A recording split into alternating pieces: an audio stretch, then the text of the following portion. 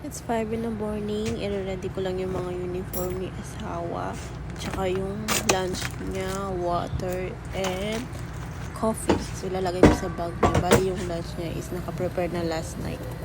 So, dahil gising na rin si baby, inayos ko na yung bed namin. And then, ito, aalis na si daddy. Papasok na siya sa work. And then, gising na rin si Zane mga 6:30. Ready ko na rin yung breakfast ni Zane. So, ang breakfast niya is cereal. So, yan lang yung breakfast niya. Hindi naman siya nagugutom. Kaya ang pet-pet niya, charot to. Ito, si baby. Tulog na din. So, habang tulog siya, minamadali kong magwalis-walis. Tsaka magmap.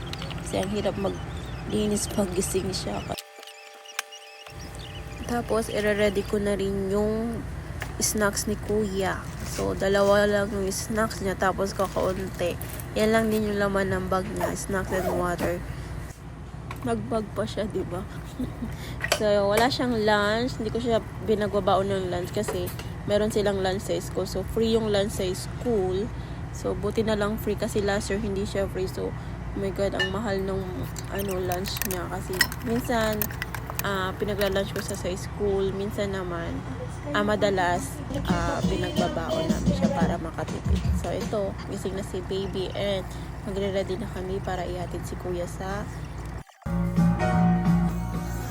may bus stop. So, lalakad kami mga 3 to 4 minutes lang. Nandun na kami sa may kalsada, sa waiting area. Then, 8:15 dumadating yung bus niya. Pero ang pasok niya talaga is 9:15. Dumadating siya sa school nila mga 9:07, ganun. So, mga 50 minutes siyang nasa bus. Pero malapit lang naman yung school nila, mga 10 minutes drive.